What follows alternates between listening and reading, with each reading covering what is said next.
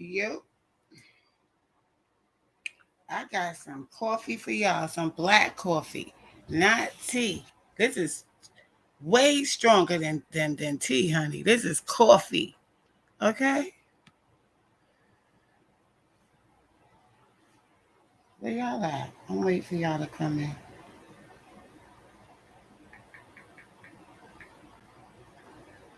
I had some problems and no one could seem to solve them.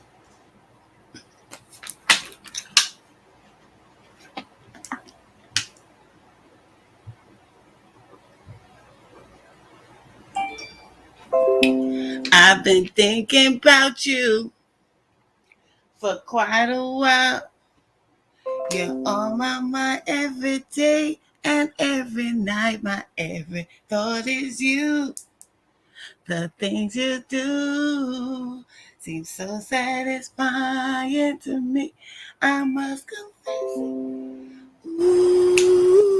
and I like it. You said choose a must find. I'm waiting for y'all to come in here.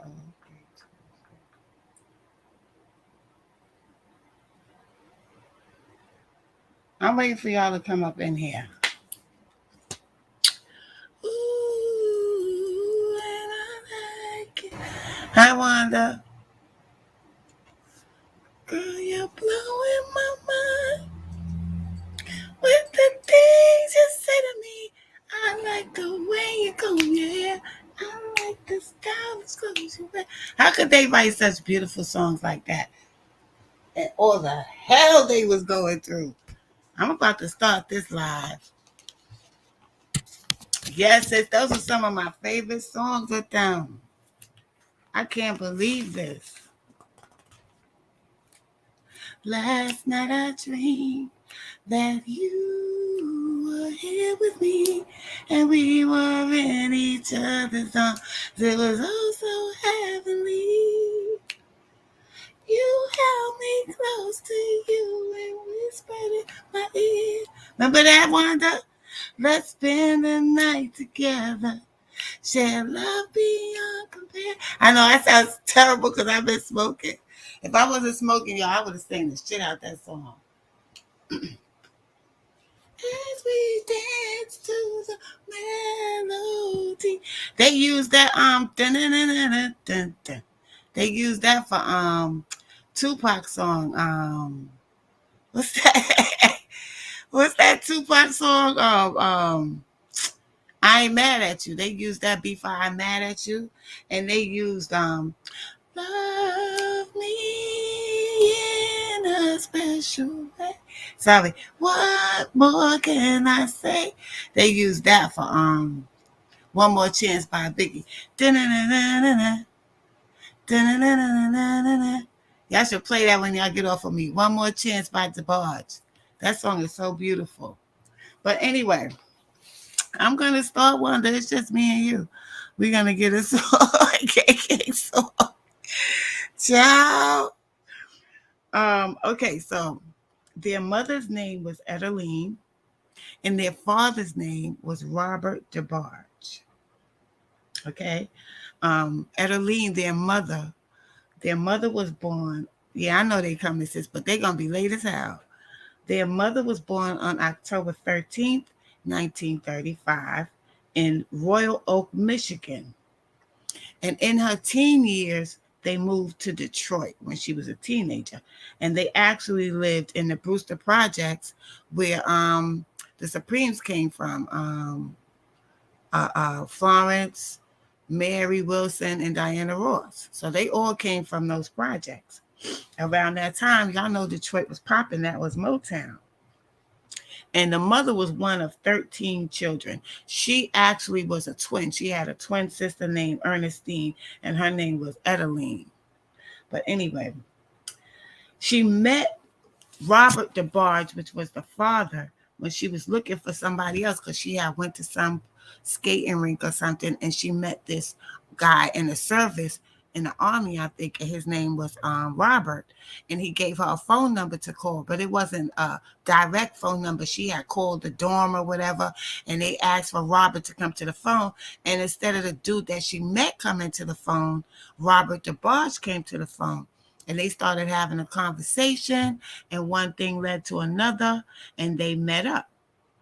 And she began dating him. And she said he was very romantic. And she fell for him. He had the gift of gab or what have you. Now, Edeleen, coming from those days and times, y'all remember those days and times. If y'all don't know about those days and times, those were the times when complexion was everything. Like, everybody had that color complex. And everybody wanted to be white or light skin or what have you. So she's dating this white man, and she doesn't think she's coming up. She made a come up because she's dating this white man. And he didn't hide his feelings for her, in the public. He would hug her and kiss her up and everything. And, she felt like he really was brave for doing that in those days and times during the civil rights days. He wasn't afraid to claim that he had a black woman as his girl. So eventually, he wound up coming to her house. She didn't invite him. He just showed up at her house one day, hugged her mother, gave her all these good vibes, and blah, blah, blah. And, they began to like him. So sooner or later, he asked Edeleen to marry him. And they wound up getting married. And they was going to get married. So he called his mother, and he told his mother that he was going to marry Edeleen. And she knew he was dating a black girl. She was a racist. But she was the authority in the house too. And she used to boss around Robert Debarge's, the father's family. So he kind of grew resentful of his mother. And I think he grew resentful of a white woman being in charge or marrying a white woman, because they had a lot of support behind them. Back in those civil rights days, black women didn't have much support, but white women had all the support. You couldn't even whistle at a white woman, and you might wind up getting killed. So, Edeleen now, he tells his mother he's gonna marry Edeleen, and she was like, no, you're not gonna marry her. Don't marry her. But she wound up marrying her anyway, telling her, I'm gonna marry her whether you like it or not. And she wound up later on calling Edeleen, the Debarge's mother, called Edeleen and told her, don't marry my son. And she thinking, you don't want me to marry him because I'm black and he's white or whatever. But the mother told her, no, that's not the reason why I don't want you to marry him. I don't want you to marry him because he's crazy. He's my son and he's crazy. You're going to regret marrying him. He's not right in his head. But she married him anyway because she was thinking, the mother was hating. And her friends told her that he seemed very controlling after they had been around him. They was like, don't marry that dude. But she married him anyway. She said the same thing. Her friends was just jealous because she was going to have this white man and, to come up and, the way it looked in the image and what have you. So she married him in 1953. Okay. She wound up, what up, regular? How you been? So Edeleen married Robert Debarge in 1953. She was 17 years old and he was like 20 or 21 years old. Their first child was Bunny.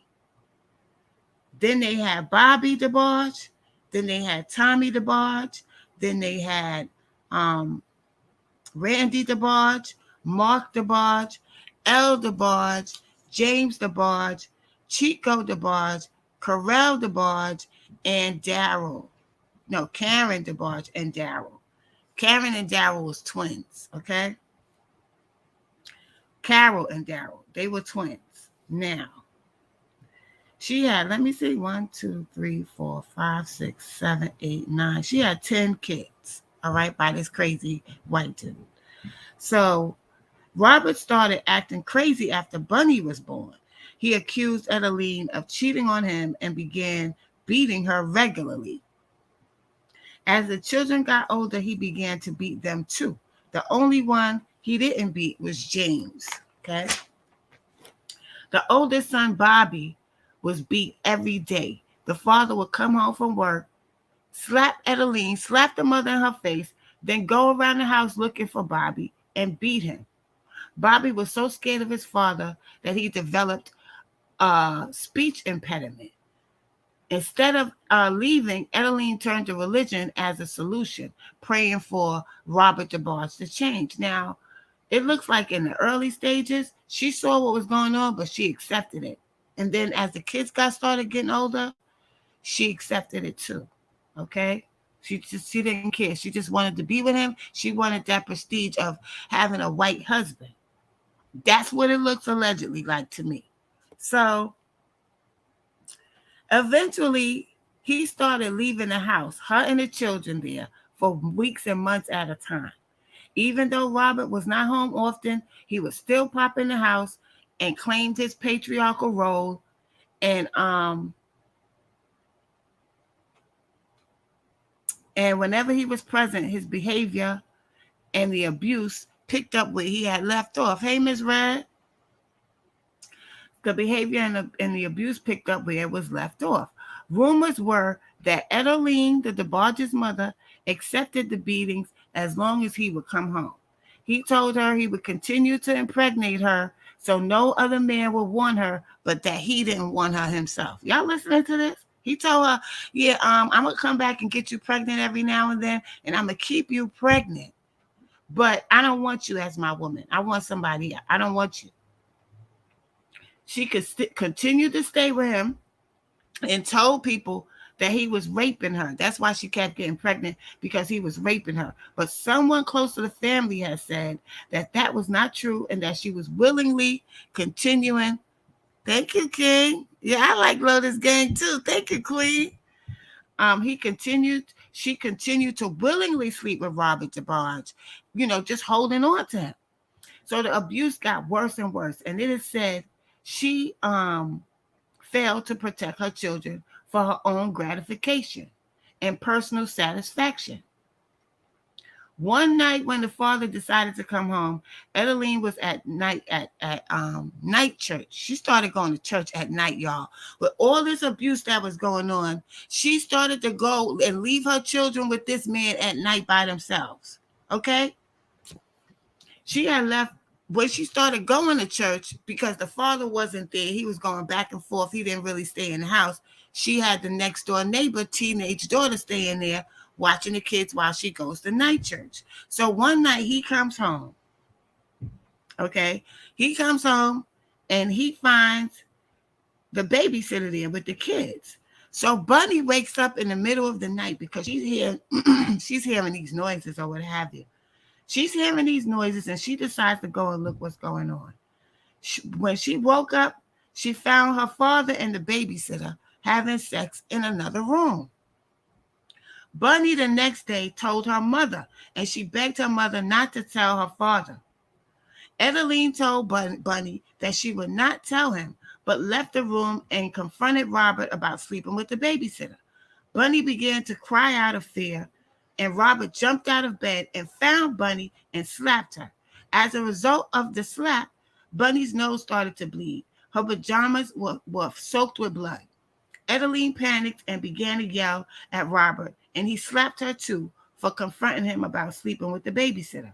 Once when Robert came to the house, Edeleen's family was there. So Robert told Edeleen to come outside and get in the car so he could talk to her in private. So Edeleen went and woke up the children and took the children to the car with her so she can go and talk to this lunatic, thinking that the kids being with her would calm him down if he planned to attack her for any reason. As they were driving around in the car having a conversation, Robert began to berate her in front of the children. As his anger rose, Edeleen jumped out of the moving vehicle, leaving the children in the car with Robert. Do y'all just hear what I said? As he started getting madder and madder at her and more upset, she probably saw that he was getting ready to hit her, and she jumped out the damn moving car and left the children in the car with him. Okay, crying and screaming, the kids stayed in the car with the father. He took them home and then went looking for Edeleen, who was in the hospital. because she was pregnant anyway. She jumped out the car. She was pregnant when she jumped out the car. So she found her in the hospital. And the police were getting ready to confront him about the situation at what happened. And when they saw that he was white, they dropped the whole case. They didn't do nothing about it. Okay? Eventually, Robert decided to shape up and he got a job, right? He told Edeleen he had found a job, and where am I? He found a job and he was going to be away from home a lot with his job. During the time he was away from home, he began another relationship with another woman and was not giving Edeleen no money or nothing for the kids.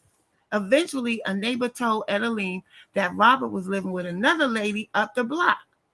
Robert told Edeleen he wanted a divorce. Okay? And that he was not good, that he didn't care. And Edeleen told him, how you going to want a divorce and I'm pregnant? And he was like, I don't care if you're pregnant. I'm not leaving my woman and my kid I'm about to have with her. He had went and moved up the block with some woman and got her pregnant and told Edeleen, F her and the kids, he was staying with this woman. Edeleen didn't want to grant the divorce. She wanted Robert to come back home. Robert eventually came back after the woman that he was living with, that he had a baby with, a daughter with. She came home one day and found Robert Debarge on top of her daughter. And she called her brothers and they beat him down. And he came back to Edeleen all bandaged up and messed up and told her that he didn't want to be with that lady no more. He was coming home. Sooner or later, Edeleen found out about what happened, but she still took Robert back. James was Robert's favorite child. Bobby, the oldest, used to beat James up because he was jealous that James was the father's favorite child. Robert temporarily stopped beating the children, but began molesting Bunny. Soon he began sleeping with Bunny. She was 9 years old. He started sleeping with Bunny. He was also molesting and raping and sleeping with Bobby regularly. Edeleen was still going to church at night. Bunny wanted to tell her mother, but she was afraid she was scared. He would have sex with Bunny and fall asleep naked in the bed with her and then put her back in the bed when it was time for Edeleen to come home from church. Okay?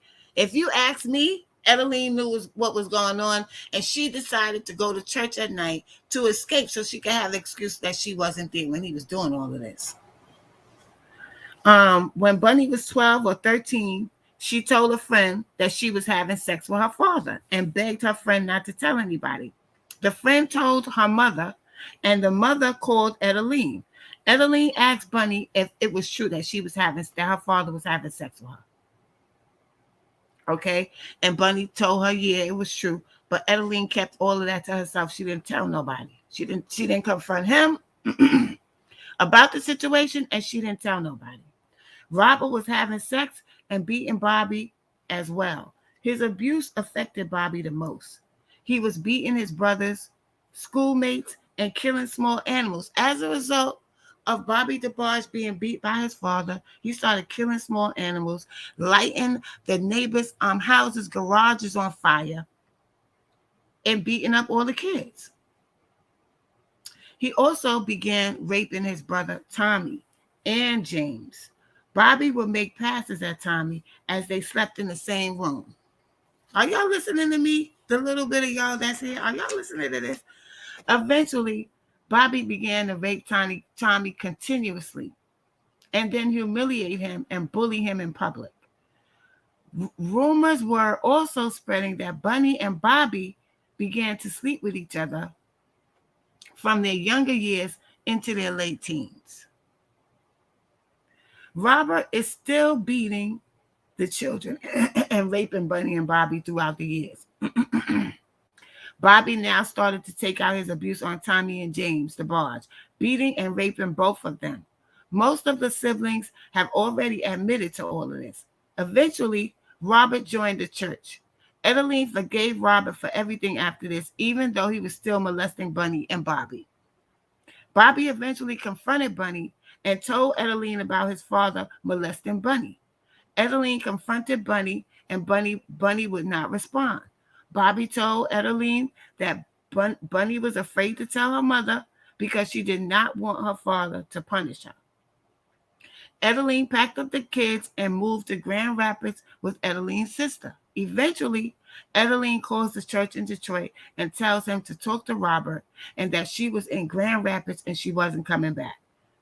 Why is she going to call him and tell him she was in Grand Rapids after she ran away?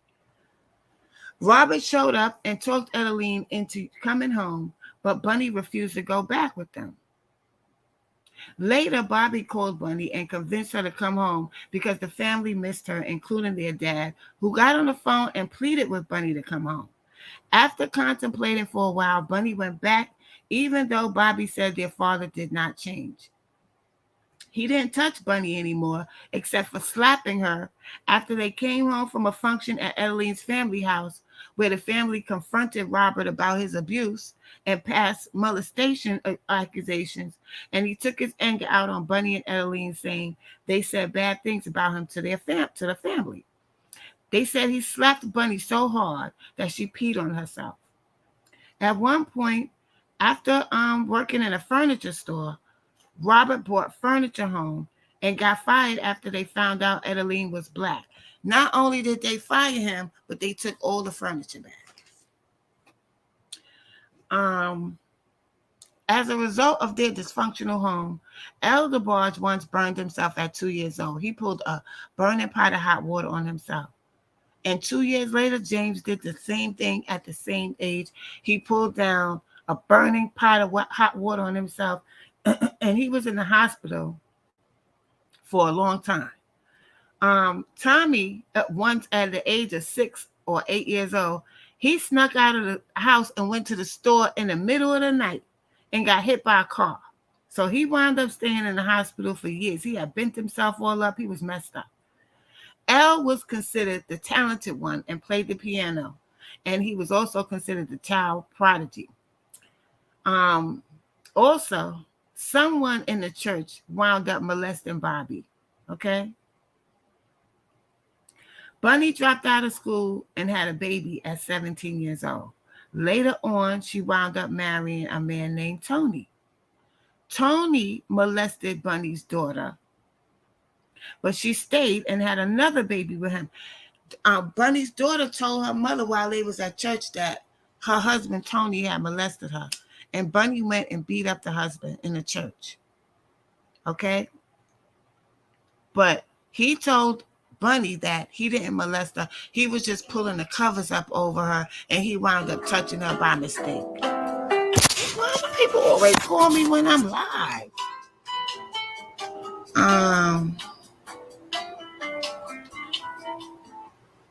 So she stayed with the dude. Even after she found out her daughter told her that her husband was molesting her. Okay? A few months after that, because she stayed with him, she went in the room one day. She came home from wherever she came from, went around her house looking for them, and he was in the room molesting her daughter. She beat him up again, and then she called her brothers to come over and beat him up, right? She called Bobby and Tommy and Randy and all of them. She called them to come over. They come over and tell her that they sympathized with her husband and that he didn't do nothing wrong. They understood why Tony molested her daughter and gave her some drugs so she can calm down. Her excuse for not leaving Tony was he was making all the money and she didn't know what to do. She didn't have no way to support herself. But then she became a drug addict as well. She started popping pills and stuff like that. And she became a really bad drug addict. Her and her husband became drug addicts. And she took her two daughters. She took her two daughters when she became a drug addict and took them to go live with the father. The same father that had beat and sexually assaulted her and her brothers. But I don't know if he ever assaulted Bunny's children because that was never spoken about. But anyway, Bunny became a heavy drug addict, pills and coke. This is part of the reason why Debarge broke up, because Bunny really got heavily into drugs when Debarge was full blown. But Debarge had a string of hits. They was on top of the game when they was out there. They had a string of hits. And during the time they were very successful, the group broke up. The only one that Motown wanted was Elle. But they had gave Bunny a solo contract, but she messed it up because she kept getting high. Okay, so Motown dropped all of the other ones. And they kept Elle Debarge. And the other Debarge sisters and brothers wanted revenge against Elle Debarge because they was jealous. Because Elle had the solo deal and he was still able to keep his contract. But Elle was being all conceited and arrogant towards them and saying, y'all ain't nothing. Y'all can't keep a record deal. I'm better than y'all. That's how he was acting with, his brothers and sisters. But he felt like he was doing all the writing and all the work. So, Bunny did write a good song for them. She wrote A Dream. She wrote Dream. And that record, like I told y'all, was sampled for Tupac's I Ain't Mad at You. But anyway, he was doing all the work and doing all the writing. So Bunny was on drugs bad. She's clean now. Bobby at 16 became a heroin addict. That's the oldest one. The oldest son. Salute, King Dubs. Bobby became a drug addict at the age of 18. After he became a drug addict, he came in the house and told Bunny and Edeleen that he was gay. He wound up signing a contract with Motown and formed a group called Switch. I don't know if y'all remember that song. I can't hit this note because I'm hoarse. There'll never be a better love. Never be a better love. I don't know if y'all remember that song, but that was a dope song. That was Bobby Debarge. So Bobby and Tommy was part of the group Switch. They had a couple of hits under their belt too. Because if y'all listen to that song, They'll Never Be by Switch, that's a hit song. I'm sure y'all know that song. I just can't sing it right now. But Bobby started messing up. He couldn't stop doing drugs. And one day, one of the group members was looking for Bobby so they could perform. And Bobby was in the damn closet in the back of the place where they was going to perform, in the closet, having sex with their brother James, allegedly. And James was about 16 years old then. Now, allegedly, people were saying that the Debarges was really messed up in their heads, and they were attracted to each other. Like, people kept telling them how handsome they were and how beautiful they were, and they got so big-headed and so narcissistic that they started to get attracted to one another.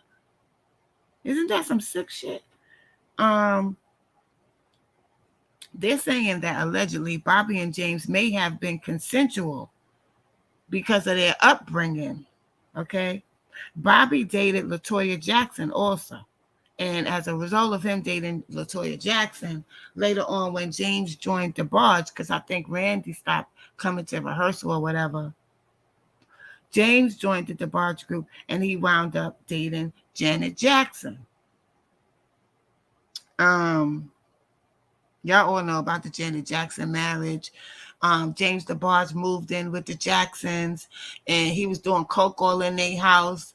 And Janet was trying to help him and everything, but she couldn't. He was a cokehead. But she couldn't help him. So they wound up annulling that marriage because the Jacksons was not having Janet being married to no cokehead. Okay? Bobby had also was bisexual. He was sleeping with men, but he was married and he was having children. And at the same time, because he couldn't get no jobs in the record business because everybody knew about his drug habit, he started prostituting himself for drugs, and he got caught in a bad drug deal, him and Chico, and they wound up getting arrested. And while Bobby was in jail, he found out he had HIV. He was HIV positive. And he wound up passing away in 95 at the age of 39. Okay. Tommy was also accused of he was also a drug addict, and he wound up molesting one of his daughters. Randy became a drug addict, but I didn't hear nothing about Randy molesting his children or Mark. Mark had 6 kids. I heard nothing about Mark molesting his children. But Elder Barge was very, very um, admirous of his brother Bobby. He always wanted to be like Bobby. He wanted to sing like Bobby, and Bobby could hit that falsetto. He's one of the best falsettos ever in R&B music. He's a very good falsetto, and so is Elder Barge. If y'all know how Elder Barge sound, he sing just like Bobby. They sound just alike. But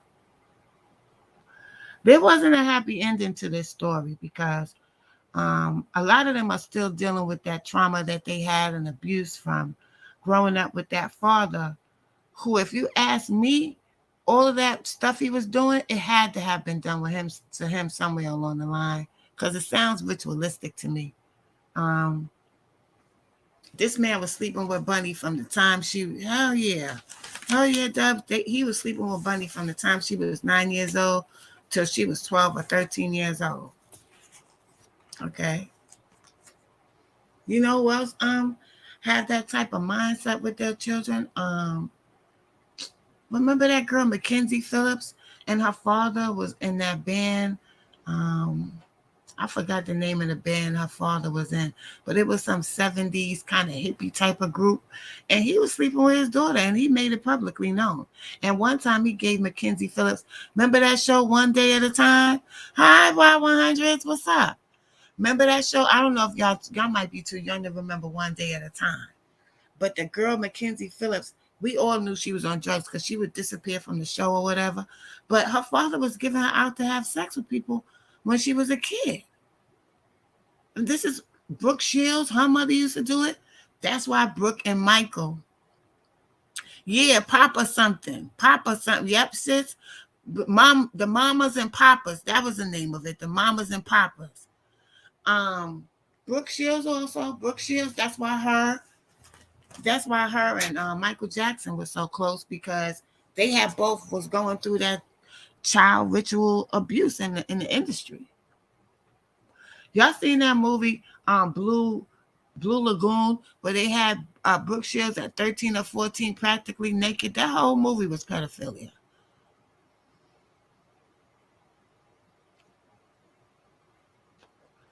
But this is what they went through. All of these doggone families that had all this talent, the Silvers, Debarge, it was another group too. The Silvers, Debarge, I forgot the other damn group. But it was just so much tragedy with these children. So when I hear these stories, and I'm now beginning to understand what was going on behind closed doors, I think it's true that these kids go through these ritualistic practices. Because if you look at it, to me, as nice of an image as the Barge had, they sang really nice songs. To the beat of the rhythm of the night, dance until the morning light, forget about the worries of your mind. Nice songs. Nice, quiet. Their songs wasn't even sexual. It was nice and clean. And look at all the crap these kids was going through. It's unbelievable. They look so innocent. But this guy, the father, was raping Bunny. He was raping the oldest son, Bobby. He was raping Bobby in turn, started raping 2 of his brothers. They said they don't know if he did anything to L, but L was a little younger, so he might have escaped that period of them molesting each other and stuff. But that was ugly. So what y'all into tonight? That father, I think that father was the way that it sounds to me, he was raised with a bunch of Satanists. Yeah, he might have married Janet to escape his crazy family, but all that trauma was still in his head and he couldn't get off the cocaine. They said he was a serious cocaine. And Joe Jackson was like, y'all know how Joe Jackson was. You ain't gonna be living here with my daughter sniffing cocaine like that. And the person that had put on Bobby Debarge, Because the Bobby was the first one that got into the music industry. The one that put him on was Jermaine Jackson. Because Jermaine had married, what's his name's daughter? Barry Gordy's daughter, Hazel. And he was like, the head honcho over there at Motown at the time. So Jermaine Jackson is the one that brought us the Barge. Quiet as that's kept. Jermaine had pull back then.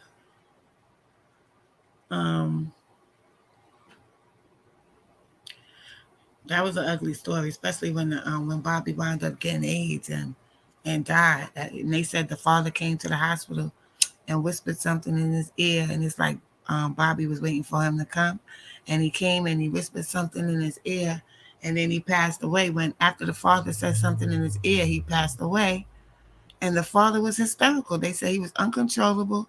He went running out the hospital screaming and crying. I guess it's because that was the first time he probably felt sorry for what he had done to them, but it was too damn late now. They all jacked up. They still jacked up to this day. That wasn't no regular upbringing.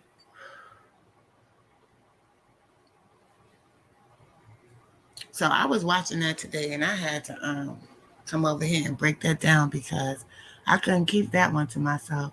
I remember when my son watched their Unsung, and Unsung didn't even talk about the molestation part. They didn't really touch on that part when they did the Debarge Unsung. And my son called me because he was in Virginia. And he was like, "Mom, why you ain't tell me that the Barge was mad ghetto like that?" I said, "What you talking about?" He said, "Did you see Unsung?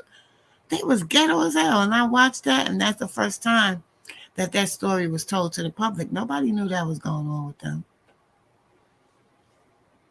But as time went on, they started to add on about the ritualistic abuse. And the mother is I think she's very much responsible for that, because I don't know no mothers that would be married to somebody like that and leave those kids in the house with him every night by themselves to go to church. Do that make sense? It's not like she was going to make no money. She was leaving those children in that house with him. She wanted to escape. I guess that was her way to placate him and keep him happy by giving him full access to the children without her being around.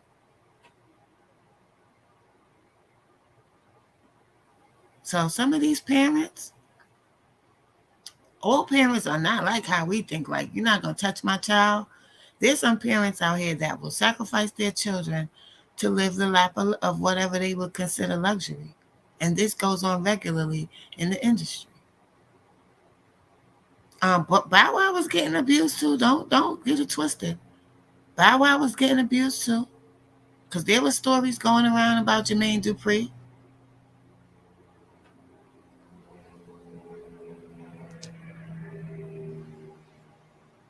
And there were stories going on about Chris Cross.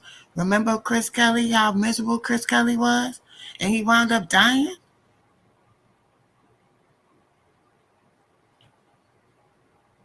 Yeah, Chris Cross too. Chris Cross was being molested.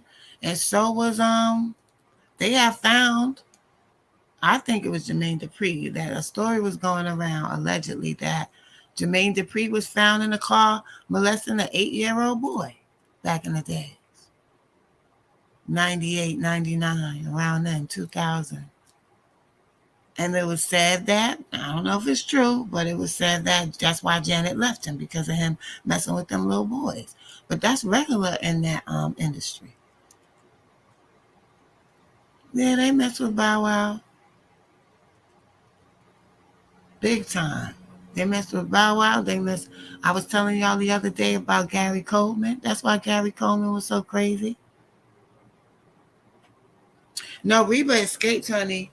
Reba got the hell out of there. When Reba started seeing what was going on, she got the hell out of there. Janet Jackson, I think they was letting her get touched on. That's just how that industry, I wouldn't be surprised. That's how that industry is. That's what Britney Spears' parents did to her. And then when she started getting older and rebelling, they gave the father custody over her and her money. Why are you laughing, Wanda? They gave the father custody over her and her money, And they kept putting Britney Spears in the hospital. They kept reprogramming her. That's what they do when they throw them in the hospital like that, when they start rebelling. Didn't you see they threw Kanye's ass in the hospital too?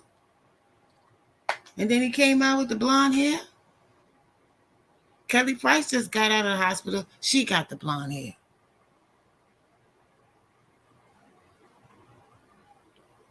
Okay?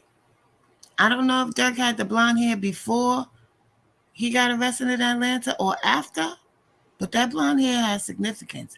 That means that they've agreed to be in the club. That's what that means.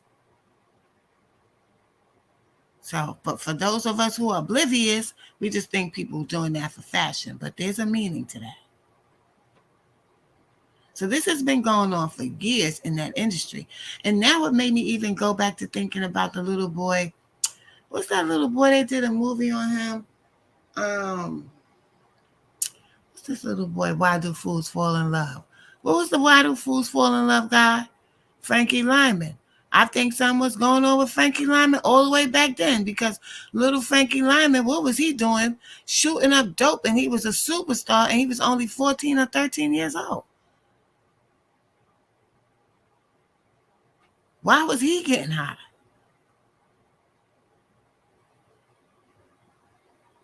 So if you have children, I always tell my friends, because they be like they want to put their kids in the industry and getting excited. I be like, make sure you stay around your children and you watch what's going on. These kids don't get up there and realize their dreams and just decide to be drug addicts out of nowhere. Something's going on with these children. Dana Plato was all messed up. The girl in the little white, the girl in Different Strokes, all messed up. Then when she started talking, all of a sudden she OD'd. But these people get away with these things because the public is oblivious. And that's why they don't talk but so much, because the public abandons them. They don't back them up. Nas tried to talk and nobody backed him up. So he was pushed. He couldn't fight them by himself. He was trying. That's why he went off like that in Ether. Go listen to Ether. Go listen to that song Ether, what he was saying. Pay attention to the words, what he was saying in Ether now. He was trying to tell us what they was doing in the background. And so did Kanye at first. That's why he did that Jesus Walks song. So remember when he did Jesus Walks? He did Jesus Walks. He was trying to run away. Now, why do you think all of a sudden Nas calls himself God's son out of nowhere from Escobar? He started calling himself God's son.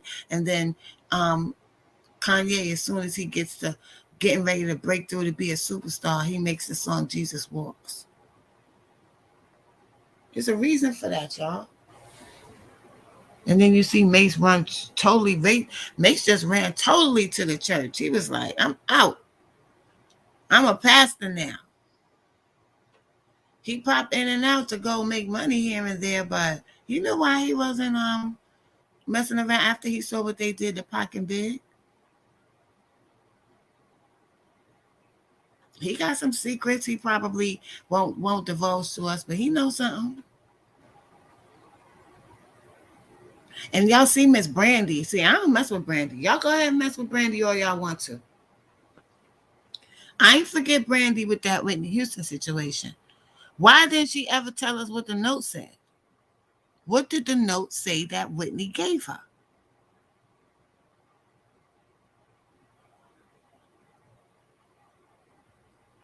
After that, I ain't mess with her or Monica, because to me, it looked like they knew what was about to go down. It's not much they could do, but they didn't look bothered by it.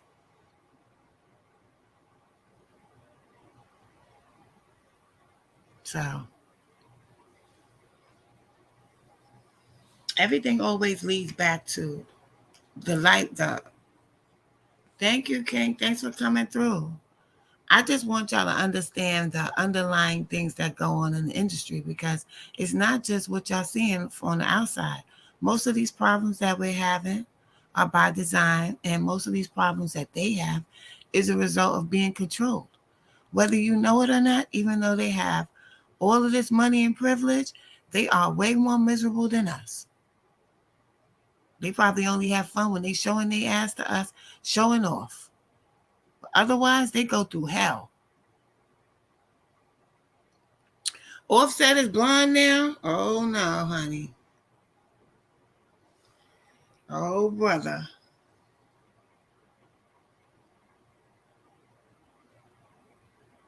Yeah, they gonna eventually.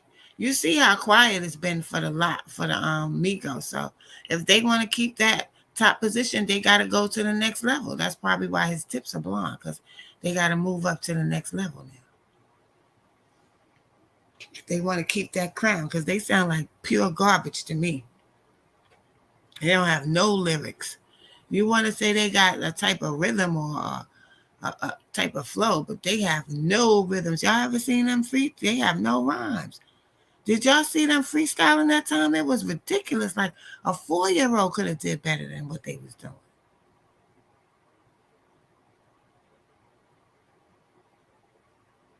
Trash, straight garbage, disgusting. They repeat the same words over and over like a parrot. And these people is number one? Come on, man. Just killed the art. They just killed the art of rhyming. That's not rhyming. And then people will say you old school. No, I'm not old school. I like a real lyricist. I like a talented rapper. I like a rapper that has talent. Especially being there from the beginning. That's what it was about, talent. It wasn't about who was willing to go along with certain shit. Now it's about who's willing to go along with the get along. And then we'll make you a star. We'll give you all the accolades you need, all the stories you need, all the jewelry, all the cars, all the money to make them love you. But you just keep them in this mindset right here that we want you to keep them in. Have them trying to go buy these ugly ass $2,000 sneakers so they can feel like they're doing something. Tell your wife to make a song called Wet Ass PUSSY. And we don't cook and clean. You know how many kids now are saying that? These young kids in this industry talking about they don't cook and clean. These little girls in the hood don't have no money to have no maids.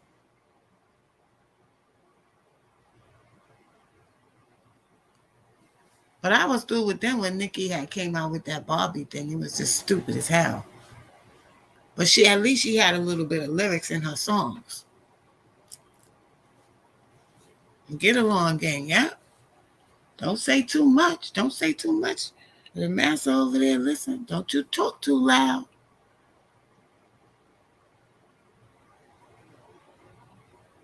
If you want to keep that check, then Kanye said because they want to keep their check in their house and their cars. He wasn't playing when he said that. They don't want to say nothing because of that. And he told us he sold his soul. Right? I sold my soul for a Happy Meal. It was better than a Happy Meal.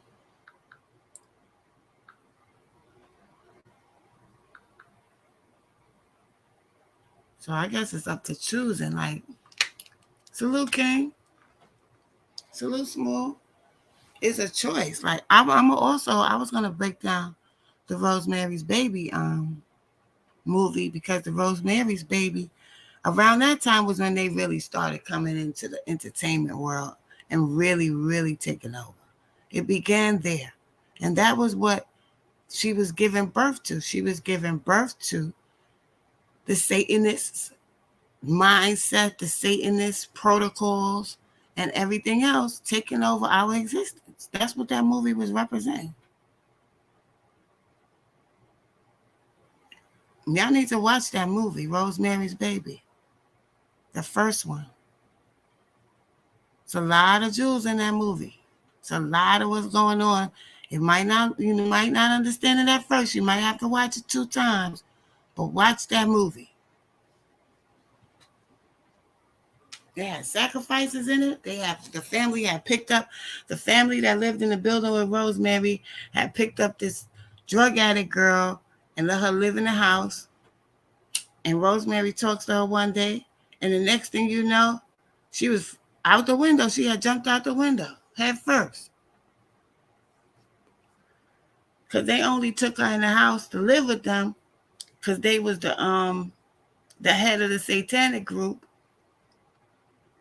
and they needed her for a sacrifice, so they took her in.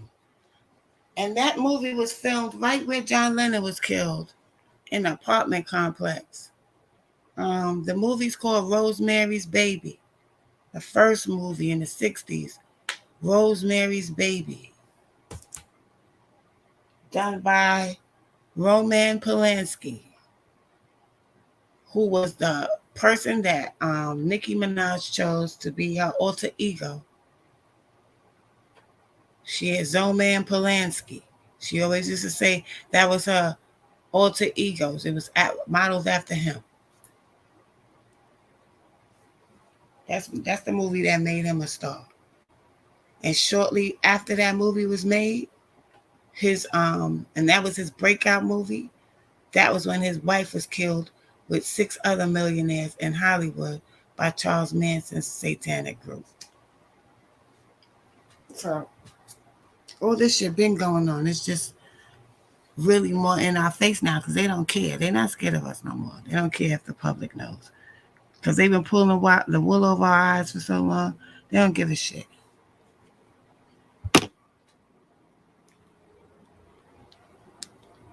She want everybody to sub to her page.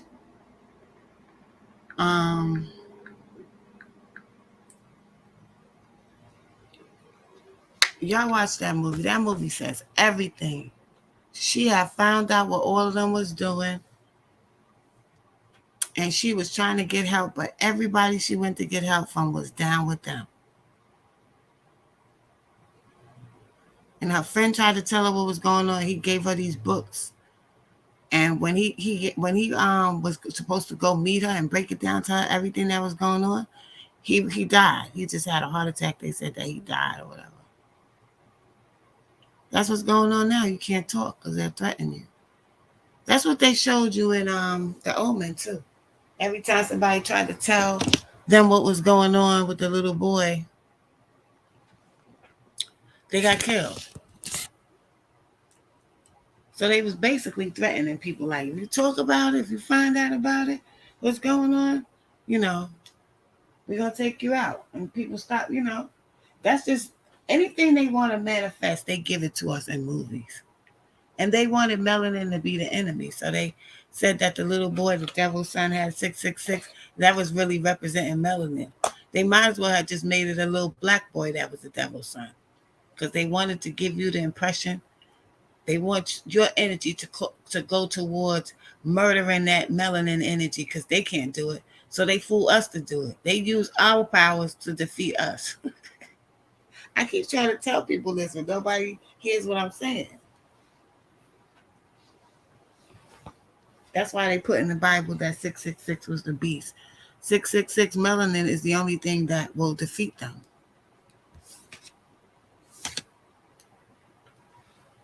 You don't got a channel? Oh. All Dubs is very discreet, honey.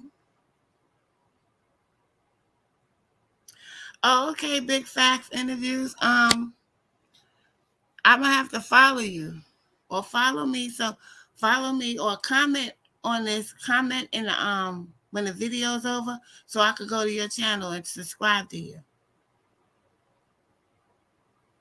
They always put it in movies first. Everything is in reverse. You got damn right, Big Facts interviews. That's basically what it is. Everything's in reverse. We on 9 now because I know that we had 6 before, and I heard like maybe about 7 years ago that our DNA was going to change from the 6 series and go into the 12 series. So I guess we in the 9 series now. I always talk about 9 if you watch my videos. A lot of these young rappers that's getting killed is in the 9 energy around them.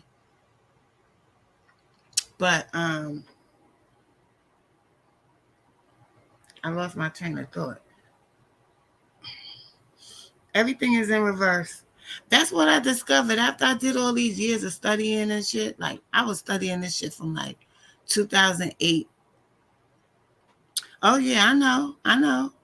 From like 2008, I was studying this. And after I did all that studying and found out all everybody was doing and what have you, I boiled everything down to we are living in an existence that everything's in reverse. Right. But see, the triple sixes is the 9 energy because 6 times 3 is 9. So these people are playing with numbers big time on us to make sure that we stay beneath them. And it's very hard to break that down to people who haven't done their own contemplation about it. I could say research, but there's not much research left out here. They used to have people that did the research for you. You got to look at them videos. You got to find those videos. I guess I came in at the right time because at that time, when I was looking at YouTube 7, 8 years ago, 10 years ago, it was a lot of breaking down about what's going on behind closed doors and how this system really works. They used to even break down movies and everything, and it would all be on YouTube. But all of that is gone now. You can't find that no more because they've censored everything since then. Back then, everything wasn't as censored as it is now, and you could get all kinds. I guess that's why I got my training when it was time to get the training, because they would give you books, they would give you everything. I don't know all those books and stuff. We observe the sun. They don't. We absorb the sun.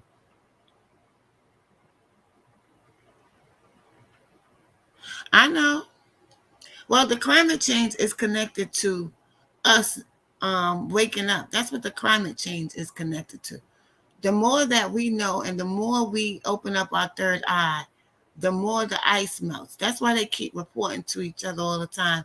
They talk to each other in code. And when they keep talking about the climate change, we got to do something about the climate change. We got to do something about the climate change. They're really saying we got to do something about these niggas because these guards is waking the fuck up. We're in trouble. That's what they really saying. And I'm sorry if some people don't like this, but that's what it is, y'all.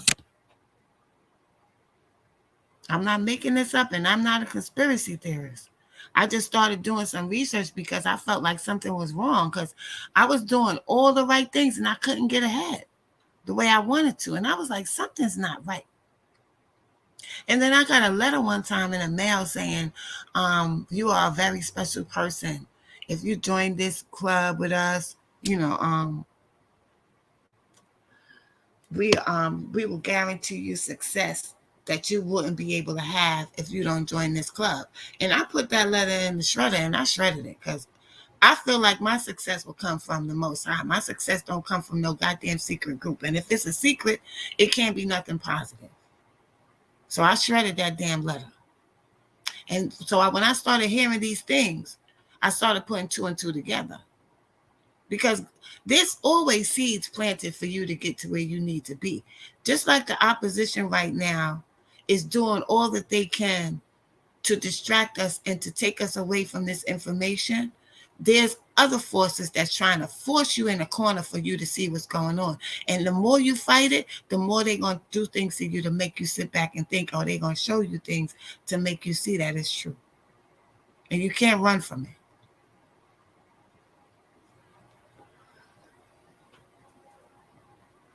Because it's time. Yeah, you just got to pay attention. And the thing is, knowing is what protects you. Knowing and having awareness is what protects you from the subliminal psychological attacks where they plant things in our subconscious for us to manifest it for them. Because, like I said, we are God's children. We're born in the image of the Most High, and we create things. We are the creators on this planet, on this realm. So that's why they give us all of these movies and all of this propaganda, because they're planting ideas that they need us to manifest. And that's not rocket science. Because you see, they changed our whole history. They didn't give us our true history. They even went so far as to shoot off noses off of those statues in Egypt that our ancestors left for us to connect the dots. For us to look at all those statues and say, look, we look just like y'all. And we ran this effort. There's no other place that did all of this, what we did. There's no other place that was using gold for furniture and caskets.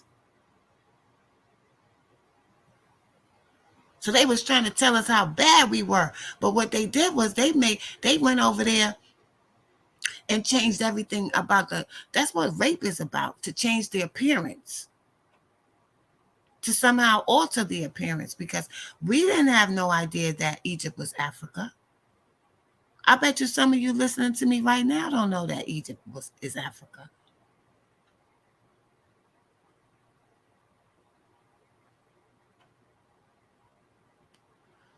Oh yes, honey, the heat is coming. The heat is, well, they're trying. That's why they want us to take that shot too, because that jab, because they want to mess with our molecular structure. Because like you said when you came in, Big Facts interviews, our DNA is changing to a 9-strand. And that's why they keep messing with these sports figures and trying to minimize them, because it's going to show in those sports entertainers how we're progressing with our DNA. They could be flying from one part of the court to the other. Can't stand the sun. And we're changing. So if you take the jab, they figure they could, alter that change. But I don't really, they're saying that nothing can change you, nothing can stop. If you get the jab, nothing can stop you from your molecular structure from changing. But I don't believe that. I believe that once we have this molecular change, if we could just stick it out long enough and we start having these changes, none of that shit is going to work on us. But I think what they're trying to do is put that information out there so that it can work on us. Y'all feel me? I think they're trying to tell us that so it can work that way. Oh, yeah, I know all about the blocking of the sun and all of that stuff. But I don't know if my audience is ready for all of that. But remember, they was telling us we had 2 suns. I don't believe we had 2 suns. I believe that they were trying to put something up there to block the effects of the sun because it's too strong.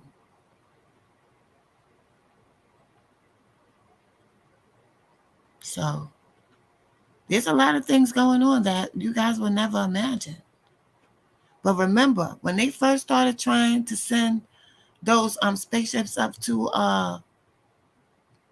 Mars, they were blowing up. And they're not blowing up now. And I think they're not blowing up because there's a material that they spray those doggone rocket ships with that comes from us. So that they can go up there because they're trying to fool the universe. And the more because let me tell y'all this also. You cannot reproduce melanin artificially. Melanin can only come from us. They cannot get melanin nowhere else. So where do you think they're getting all this melatonin pills and all that stuff? Where y'all think they're getting that from? Stem cell research cannot be done without black cells. They told y'all that with the Sarah Bartman thing. Because they have to tell you. They have to tell you what they're doing. And what does it do? Thank you, Ms. Red. What does it do? It goes right over everybody's head. They'll tell us something like in the movie Lucy. See, because they have to tell us. That movie Lucy, when that lady was using 100% of her brain and she was wrecking shit, that's really us. Remember, they told us a little bit before that movie and them naming this character Lucy. They told us that they found the first human bones, remains of the first human on Earth. And it was a black woman. And what did they name that black woman? Lucy. See, because they be telling y'all stuff, but they don't tell you directly. You have to put it 2 and 2 together, because the universal law is that they have to tell us, the gods, the custodians of this planet, what they're doing, because we have to give them permission. And that's why they put movies out there like The Purge. Can we purge and kill you niggas? Yes, because we all ran and go see The Purge and didn't say nothing about a bunch of white people chasing black people to kill them. We went to see it. And we went and spent our money on it, our energy on it. And that's giving them permission. So those movies like Us and Them and all that, I didn't go see that movie, Us. I did not go see that movie because I'm more educated now. And they're not going to get my energy to manifest what they want to manifest. That way they can't say they didn't tell you. Exactly. That's why they put it in a movie. They'll put it in a movie. They'll put it in a TV series. They'll change up the color of the person. Like The Matrix. They're telling you something in The Matrix. But y'all, that shit went. Even in the beginning of The Matrix starts with the green screen with a bunch of numbers going up and down. Because those are programs. Those are programs. Numbers rule the world. Numbers run the world. Numbers is the way the universe communicates with us. Wrong Turn. Yep, sis. The movie, The Hunger Games. The movie, 1984. There's a book also called 1984. The best Matrix movie to watch to really get it, what's going on. They even had the traders in there that's trading on us. Like you see when the guy was at the restaurant with one of the Mr. Smith people, and he was like, so what do you want? In order for him to sell out the good people that was trying to fight them, and he was like, so what do you want? He said, I want a nice house. I want to be rich, and I want to eat steak like this. Those are the sellouts they talking about.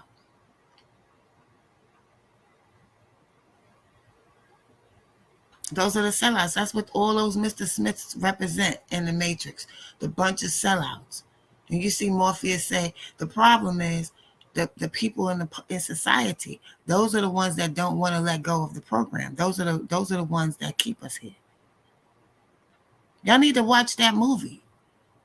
And who was the one that was educating Neo to be the one to reach his full capacity and his full power in this existence? A black woman from the hood smoking mad cigarettes and a black man named Morpheus.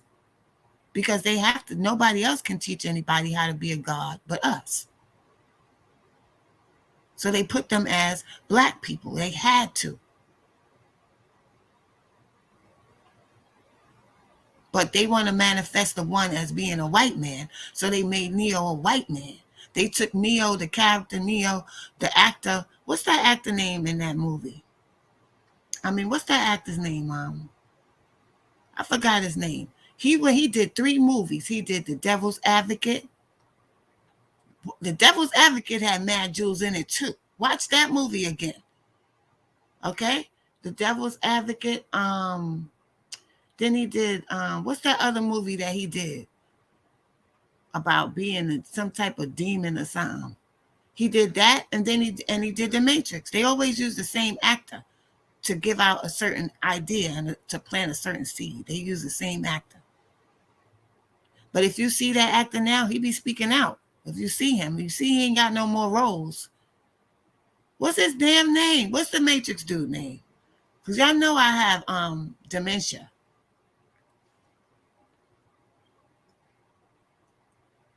What's that tall white man name that played in The Matrix? That was Neo.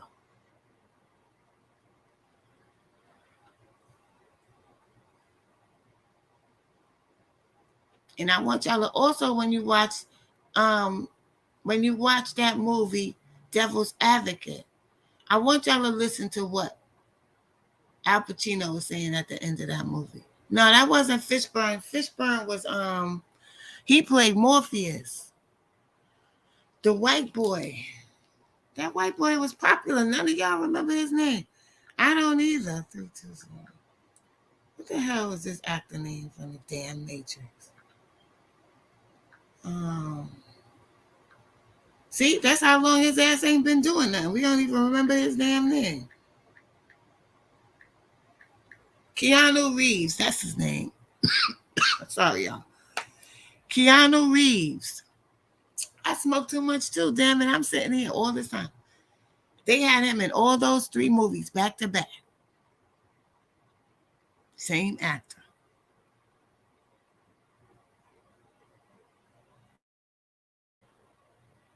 These people are very, very diabolical, and they play psychological games. That's why I always say, play chess, not checkers. If you're looking at things only from the surface, you're only seeing half of the picture, and you already losing because you can't see. You're blind. You can't see. Yeah, he's handsome. He's very handsome, but they used him for a reason. They used his energy.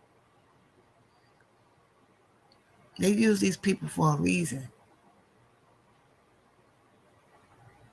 And he's been speaking. I haven't heard him speak lately, but he speaks out against the system and the industry, the movie industry a lot. Keanu Reeves. Wanda Googled it. I was Googling it too. Right when I was Googling it, I remembered. But it's all coming to a head, y'all. That's why y'all see the world is so in shambles. And deep inside of you, you feel something is wrong, but you don't want to acknowledge it. Because if you acknowledge it, you make it real. And you don't really like to hear people speak like this, because hearing people speak like this and articulating it this way makes it real. Gives it a possibility. And y'all don't want to hear that either. But y'all better get ready, because I want y'all to start getting and get some canned goods and get some soups and shit, because it's about to go down. What up, Q Money? Because ain't nobody fighting these people. The only thing that people have been fighting is they don't want to take the jab. But that's the final thing they need to do, is give us that jab. I think they feel like if they give all of us the jab, then they can really have shit in control. They got all these 5G towers. I don't know if them 5G towers is connected to these jabs, but I don't trust these people. Not the pink man. Well, the pink man played that role in that movie. Q Money, what up, Q? Yeah, so it's going down, y'all. Y'all don't see all this stuff going on? You got kids killing parents, parents killing kids, siblings killing siblings, a whole bunch of women and babies being killed and shot. This ain't never gone on before, y'all. This is not regular for you. For you little youngins, this ain't regular.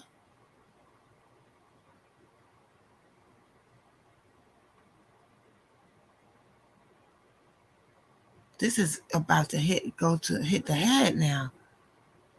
A lot of bodies found in Tampa. Found from what? What you mean, Q Money?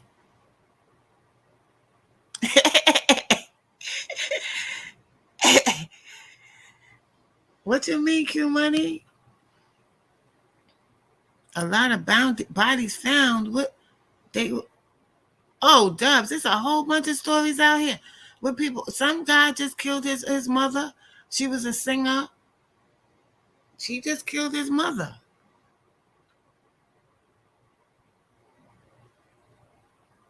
I'm talking about black people is doing these things now. Before, it wasn't. Let me tell y'all this, and I'm not trying to be racist. All the serial killers and the people that was killing people for insurance money and all of that, they all used to be white. It ain't like that no more. It's all races is doing it. Oh my goodness. So by them looking for that girl, they've been finding all these bodies in Tampa. Mm-mm-mm. And I'm gonna come next too. I'm gonna come next with the real Candyman story. That's gonna be my next video. the real Candyman story. There was a real Candyman. Oh my goodness, man.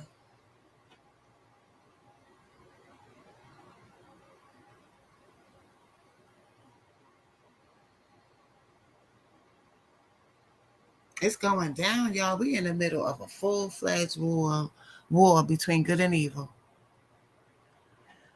Yeah, he killed his girlfriend, but what I'm saying is when the cops stopped her and she was crying, if I was a police officer, I would have took her to the side and I would have been like, what's really going on? You need to talk to me by yourself. What's really going on here? Tell me now. I will arrest this dude right now. Tell me what's going on. But the police is not doing their jobs no more.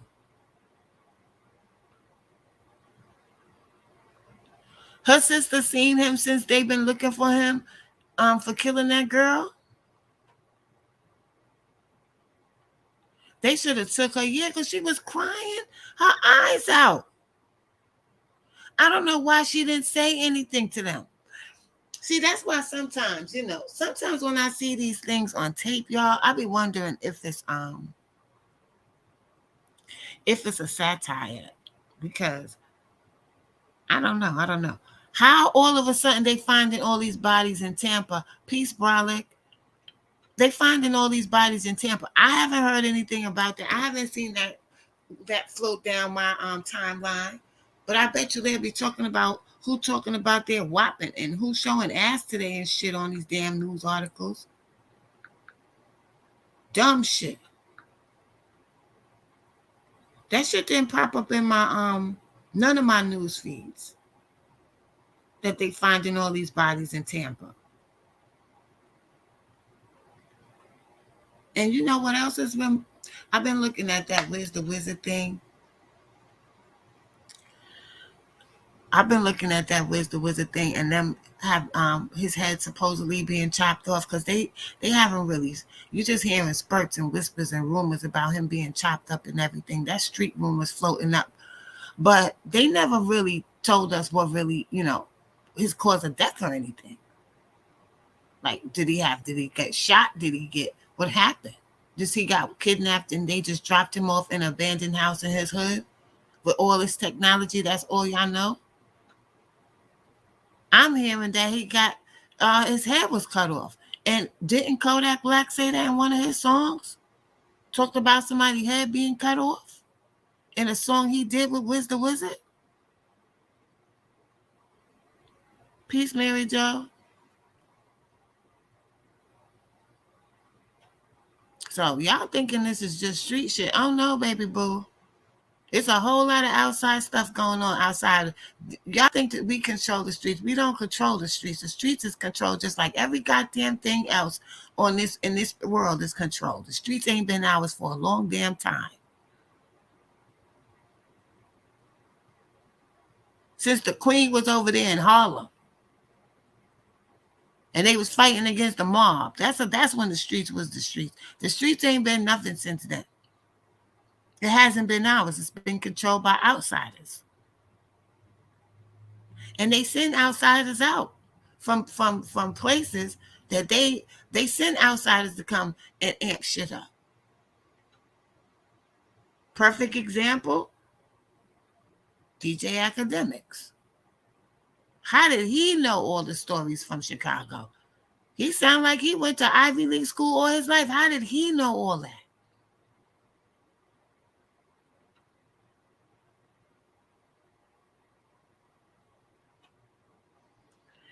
Yeah, we learned it from other people.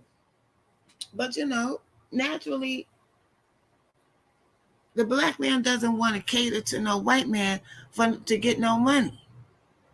He don't want to go and put on no suit and no pointy ass shoes. You know what I'm saying? And go and be a lap dog. He don't want to do that. So the more he can avoid being somebody's lap dog, if he can make his own money and feed his family on the streets, that's what he's going to do.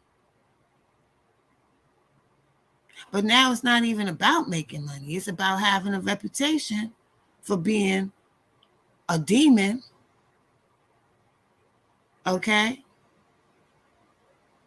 When the hell ever did y'all hear anybody calling themselves demons on the streets?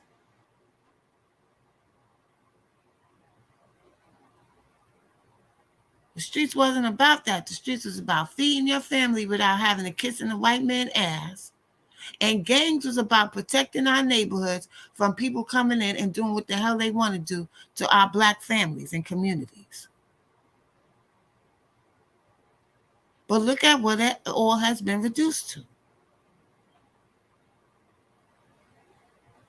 It has been reduced to our youth terrorizing the shit out of us, sometimes with the help of grown-ass men that should know better, and women. Yeah, that was forbidden. If y'all watch that doggone The Godfather of Harlem, open up my window again, open up my window again. I love that show. If you watch that show and you see how Bumpy Johnson was moving when he went to go meet that dude, and he told him, look, this is what we're going to do. We're going to stop buying from the Italians, and we're going to keep all the money within us. We're not going to give them money no more from the black community. And the dude was like, well, I'm doing real good with the Italians. I'm getting that bag. I ain't got no problems with them. And so as soon as he said that, Bumpy Johnson took his ass out. He got to go. See, because if we're going to be in these streets, we're not going to give the power to no outsiders, because they ain't going to do nothing but destroy us. So if we're going to be in these streets hustling, making money, we're going to take care of each other too at the same time. And if you ain't with that, you got to go. If you're going to poison that. But that ain't how it is no more. You see, back in the days, they was killing all these kids. Y'all would be targets. People would be looking for you. But nobody even cares no more. So it ain't no streets. Y'all talking about the streets. It ain't no streets. This is just pure recklessness. And the rules that you have to survive is just to survive from terrorism. Because these little niggas is a bunch of damn terrorists. They ain't no fucking street dudes. That shit is over.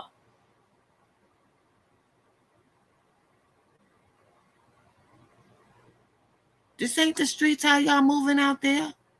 Y'all straight up savages.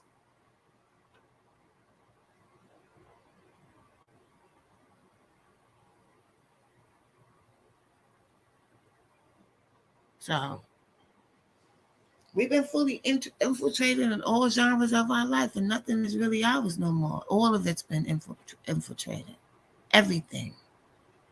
So the only thing you have now to survive is your mind and your morals and your ethics, and understanding the full capacity of your existence here. It ain't just to be a hooligan and get and fuck and drink and smoke and make money. It ain't just about that. You had an assignment when you came here. Your assignment was erased and replaced, but you had one. You need to get back to that if you want to survive in this bullshit we're in now. Because we need to give more energy to the positive side. We're giving too much damn energy to the negative side. That's why they're kicking our ass.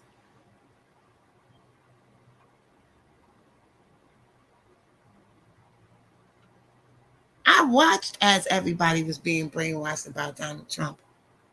And I stopped talking about it. I said, you know what? I ain't saying shit. It's nothing I can do. And I'm not going to be arguing with people every day telling them that the racist one is the one that you see on video rolling with the KKK and calling us niggas. There are no tapes or nothing of Trump calling us Negroes. And him in a parade with the KKK sitting with the Grand Master.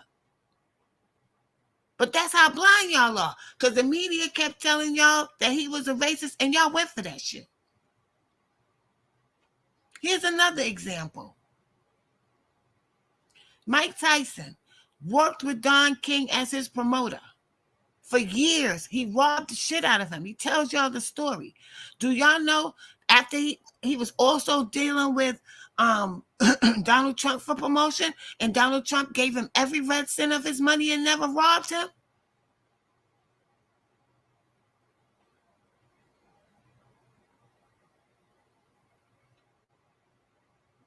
If you look at the early pictures of Donald Trump, He was with these rich white people in that crowd.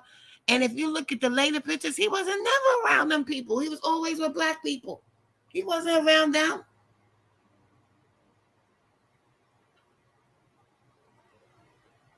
This guy that's running the country now was on tape saying, oh, we got to get rid of all these uppity niggas. That's what he said out his mouth. It was circulating. We need to put them in their place. So what did y'all think he was going to get up there and do? He wrote the damn crime bill in 1994. He was 100 times worse than Donald Trump. But because CNN and Fox and them told y'all that he was a racist idiot, y'all went for that.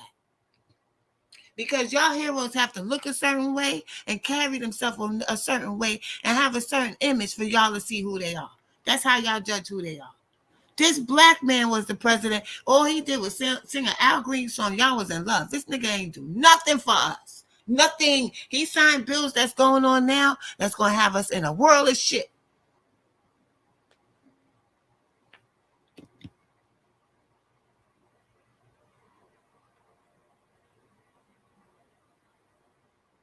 But they know how to maneuver y'all thoughts very easily. All they have to do is give y'all a certain image, and y'all be chomping on that image. Y'all go right along with that shit without a second thought. That's all he did. That's all he did. But can we say this dude was a Fruit Loop? Oh, no, we can't say that.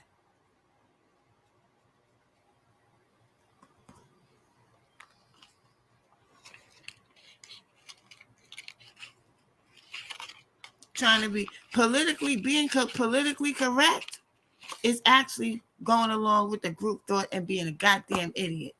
Just giving up your ability to think for yourself. That's what political correctness is.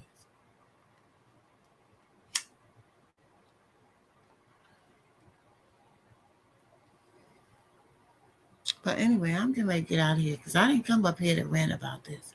This is where the doggone conversation always goes. I came in here to talk about the crazy ass Debarge family and to tell y'all that most of those things that happened had to be from ritualistic teachings. This woman was going to church every night and leaving her kids in the house with a demon. She knew what he was doing.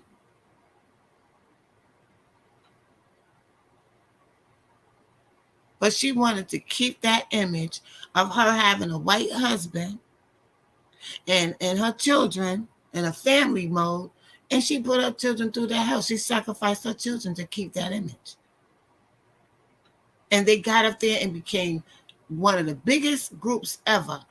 They had some good ass music. I'm about to listen to that shit now when I get off of here with y'all. And look what they went through in the background. To me, that's a perfect example of looks can be deceiving, honey.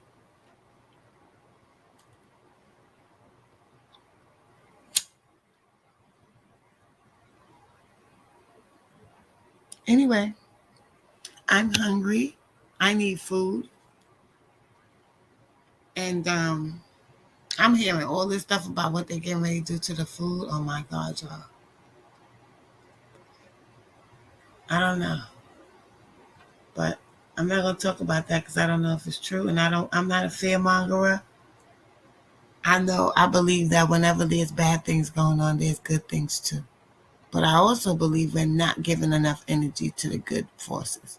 We're giving it all to the bad forces. Shut up, Dubs. You're going to stop messing with me when I'm talking in my chat. You're going to stop messing with me and distracting me. But anyway,